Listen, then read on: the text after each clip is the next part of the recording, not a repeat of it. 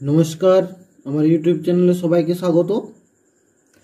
আজকে আমরা আলোচনা করব দশম শ্রেণীর কষে দেখি 14 16 এবং 17 দাগের অঙ্কগুলো। ঠিক আছে, 16 এবং 17 আমরা দুটো পার্টে করব। 16 দাগের প্রথমে অঙ্কগুলো করব, তারপরে 17 দাগেরগুলো করব। দেখো 16 দাগের একের অঙ্কটা কি বলছে, কোনো যৌথ ব্যবসায়ে 3 বন্ধুর মূলধন যথাক্রমে 200 টাকা, 150 টাকা ও 250 টাকা। একই সময় পরে তাদের লভ্যাংশের অনুপাত হবে। তিনটা অপশন দেওয়া আছে, এ দেওয়া আছে 5:3:4, বি দেওয়া আছে 4:3:5, সি দেওয়া আছে 3:5:4, ডি দেওয়া আছে 5:4:3। একই সময় পরে তাদের লভ্যাংশের অনুপাত হবে। দেখো আমরা জানি কি মূলধনের অনুপাত যা হয় লভ্যাংশের অনুপাতও তাই হয়। অর্থাৎ মূলধনের অনুপাতে যেহেতু লভ্যাংশটা ভাগ হয়, তার মানে মূলধনের অনুপাত যা হবে লভ্যাংশের অনুপাতও তাই হবে। তাহলে এখানে লভ্যাংশের অনুপাত কত হবে বলেছে, তাহলে মূলধনের অনুপাতটা বের করলেই হবে। অতএব আমরা বলতে পারি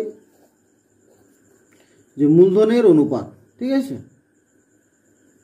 লিখো মূলধনের অনুপাত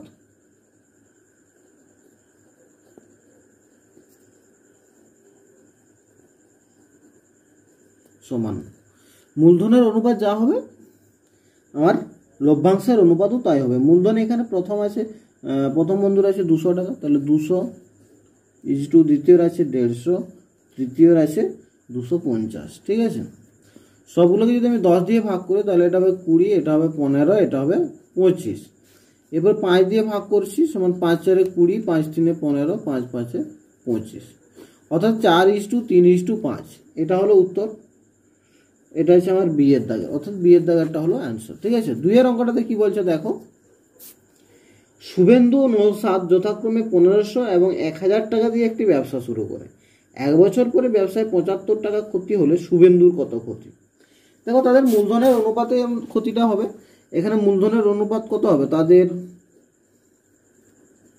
মূলধনের অনুপাত, এখানে তাদের মানে প্রথমে শুভেন্দুর নাম আছে, তারপর নৌসাদ। ঠিক আছে, তাহলে শুভেন্দু ও নৌসাদের মূলধনের অনুপাত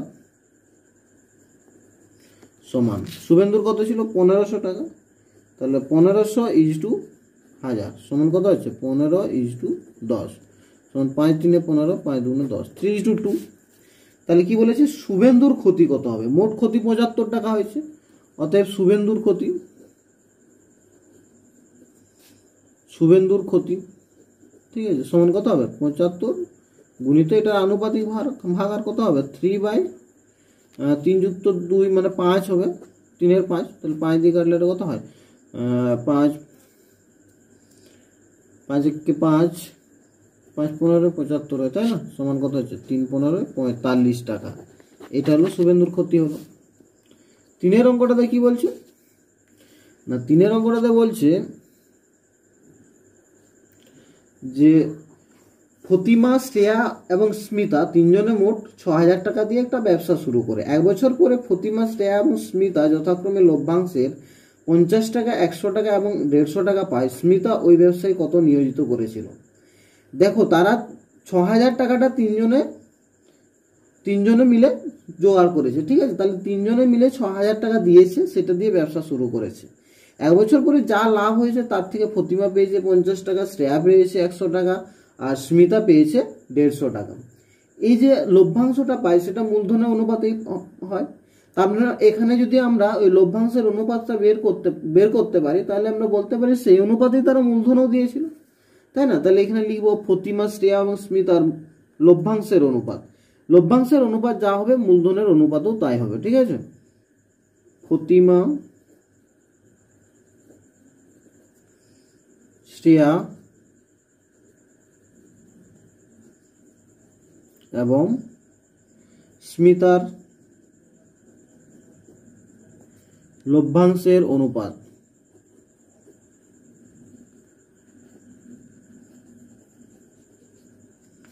সমান, দেখো ফতিমা পেয়েছে 50 টাকা, শ্রেয়া 100 টাকা, স্মিতা পেয়েছে 150 টাকা। ঠিক আছে, 10 দিয়ে কাটো, 5:10:15, 5×5 5, 5×2 10, 5×3 15।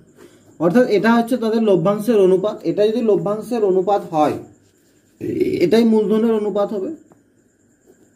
মানে এটা মূলধনের অনুপাতও হবে, কারণ মূলধনের অনুপাত সমানই লভ্যাংশের অনুপাত হয়। ঠিক আছে, এটা যদি মূলধনের অনুপাত হয়, মোট মূলধন কত আছে? মোট মূলধন তিনজনে মিলে যোগ মানে দিয়েছিল মোট কত? ৬,০০০ টাকা। ঠিক আছে, তাহলে এই ৬,০০০ টাকা যে মোট, এটা তারা এই অনুপাতে দিয়েছে, তার মানে এর আনুপাতিক ভাগাহার মানে প্রতিমা, শ্রেয়া বা স্মিতার আনুপাতিক ভাগাহার বের করতে যদি সেখানে ৬,০০০ ইন্টু ওদের আনুপাতিক ভাগাহারটা বের করলে প্রত্যেকের মূলধনটা আমরা পেয়ে যাব। তাহলে এখানে আমাকে বের করতে বলেছি স্মিতা ওই ব্যবসায় কত নিয়োজিত করেছিল, অতএব বলবো স্মিতার মূলধন লিখব,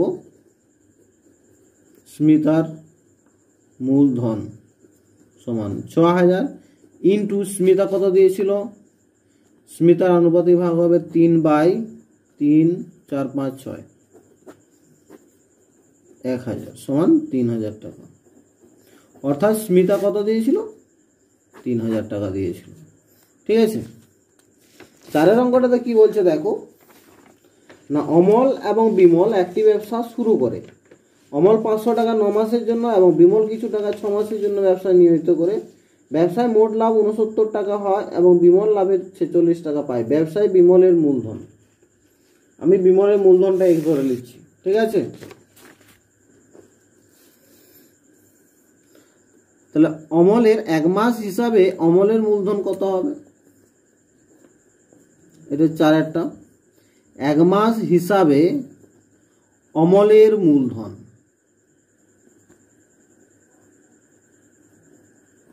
কত হবে? অমল ৫০০ টাকা ৯ মাসের জন্য, তাহলে ৫০০ ইন্টু ৯ সমান কত আছে? ৫ × ৯ = ৪৫০০ টাকা। এটা অমল দিল।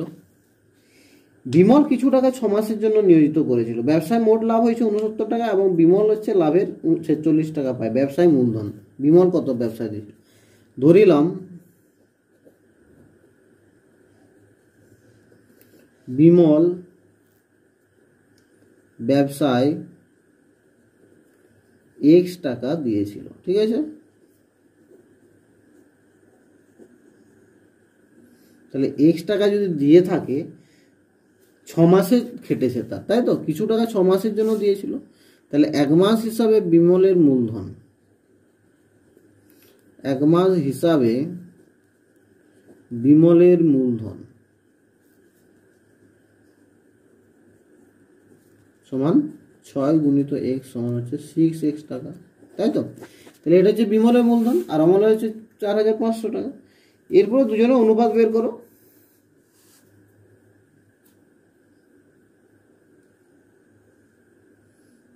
অতএব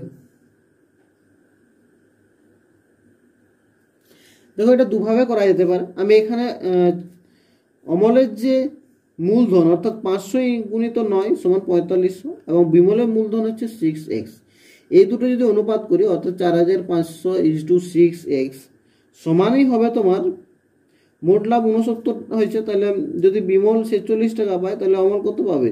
৬৯ - ৪৬, তাহলে দুটো অনুপাত, অর্থাৎ মূলধনের অনুপাত সমান হচ্ছে লভ্যাংশের অনুপাত। এভাবেও করা যেতে পারে। অথবা এখানে তাদের অনুপাতটা করে আনুপাতিক ভাগাহার করে ৬৯ টাকার মধ্যে বিমল কত পাচ্ছে, তারপর শর্তানুসারে যেটা হবে সেটা সমান ৪৬, এটা করেও করা যায়। ঠিক আছে, তাহলে দেখো প্রথম প্রসেসটাই করব। তাহলে এখানে দেখো বিমল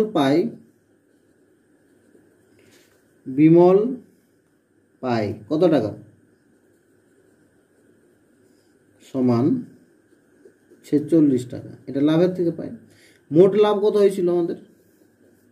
মোট লাভ সমান 69 টাকা। তাহলে অমল কত পাবে? অমল পায় সমান হবে 69 - ৪৬। ঠিক আছে, সমান কত হবে? ৬ × ৯ = ৩, ২, ২৩ টাকা। তাহলে এটা অমল পাচ্ছে আর বিমল পাচ্ছে এটা। তাহলে শর্তানুসারে আমরা লিখতে পারি এটা হচ্ছে অমল = বিমল সমানই হবে অমল কত পাচ্ছে 23 বিমল কত পাচ্ছে 46। ঠিক আছে, বা এটা হবে তোমার 4500/6x সমান 23/46, 23×46, বা এটা হয় আর যদি গুণ করো কত হবে 6x সমান হবে 4500 গুণিত 2, বা x সমান হবে তোমার 4500 গুণিত 2/6, 2 3 6, 3 15 45 সমান 1500 টাকা। ঠিক আছে,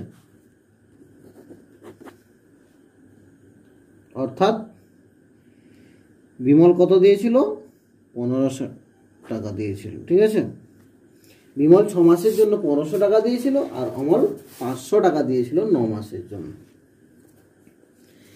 এটা 4 একটা হলো। 5 অঙ্কটাতে কি বলছে দেখো, পল্লবী 500 টাকা 9 মাসের জন্য, রাজিয়া 600 টাকা 5 মাসের জন্য একটি ব্যবসায় নিয়োজিত করলো। লভ্যাংশ তাদের মধ্যে বণ্টিত হবে যে অনুপাতে, তা হলো, একবারে দেখো শর্টে করে দিচ্ছি, এক মাস হিসেবে পল্লবীর মূলধন কত হবে 500 গুণিত 9, আর রাজিয়ার কত হবে 600 গুণিত 5। ঠিক আছে, এটা অনুপাত। তাহলে এটাকে দেখো আমি ভাগ করেছি, তাহলে 500 গুণিত 9/600 গুণিত 5, দুটো শূন্য কাটলো। ঠিক আছে, 3 3 9, 3 2 6, 5 5 কাটলো, সমান কত হচ্ছে 3/2, সমান হচ্ছে তোমার 3:2। অর্থাৎ তাদের মূলধনের অনুপাত 3:2, তার মানে লভ্যাংশটা এই অনুপাতেই বণ্টিত হবে। এরপর দেখো 16 দাগের বিয়ের গুলো কি বলেছে, নিচের বিবৃতিগুলি সত্য না মিথ্যা লিখি। অংশীদারি কারবার বা অংশীদারি ব্যবসায় কমপক্ষে লোকের দরকার হয় কজন, দেওয়া আছে 3 জন। দেখো মিনিমাম অংশীদারি ব্যবসায় লোকের প্রয়োজন হয় আমার 2 জন, কিন্তু এখানে দেওয়া আছে কি দরকার হয় 3 জন বলেছে না, মিনিমাম 2 জন হলে হয়, তার মানে এই বক্তব্যটা আমার মিথ্যা। 2 কি বলছে দেখো, একটি ব্যবসায় রাজু ও আসিফের মূলধনের অনুপাত 5:4 এবং রাজু মোট লাভের 80 টাকা পেলে আসিফ পায় 100 টাকা। মূলধনের অনুপাত 5:4, একটা আমার বেরোলো মিথ্যা। 2 দেখো, রাজু আসিফের মূলধনের অনুপাত দেওয়া আছে 5:4, তাহলে রাজু মোট লাভের 80 টাকা পেলে আসিফ পায় 100 টাকা। আমরা জানি মূলধনের অনুপাতেই লভ্যাংশ বণ্টিত হয়। ঠিক আছে, তাহলে এখানে দেখো আদার যদি আমি লভ্যাংশের বা লাভের অনুপাতটা যদি বের করি, সেটা যদি 5:4 হয় তাহলে সত্য হবে, যদি না হয় তাহলে মিথ্যা হবে। এদের দেখো রাজুর লাভ হয়েছে 80 টাকা, আসিফের হয়েছে 100 টাকা, সমান কত হচ্ছে 8:10, 2 4 8, 2 5 10, কত হচ্ছে 4:5, দেওয়া আছে কত 5:4, তাহলে এটা সত্য নয়, এটা মিথ্যা হচ্ছে, তাহলে এটাও মিথ্যা হবে। ঠিক আছে, সিয়াদারগুলো দেখো শূন্যস্থান পূরণ করে। অংশীদারি কারবার ড্যাশ ধরনের। অংশীদারি কারবার সাধারণত 2 ধরনের হয়, একটা হচ্ছে সরল অংশীদারি কারবার আর একটা হচ্ছে মিশ্র অংশীদারি কারবার। ঠিক আছে, অংশীদারি কারবার তাহলে কয় ধরনের হলো 2 ধরনের হয়, একটা হচ্ছে সরল আর একটা হচ্ছে মিশ্র।